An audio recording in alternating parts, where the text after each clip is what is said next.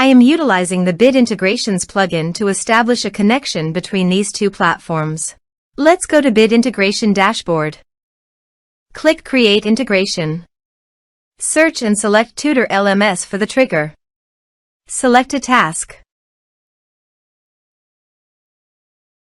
And select a course as you want. Then click Next. Search and select an action. Twilio. Give your account SID, auth token, and phone number.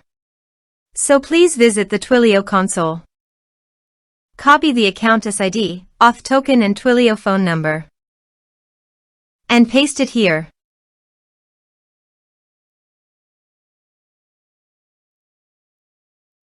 Authorize it. Authorization is successfully done. Now click on Next. Select Number. Map the messages fields. Here are advanced features in conditional logic. If you want, you can use it for your own requirement. Click on Next. Finish and save it. Now go to your form and type some information and submit the form.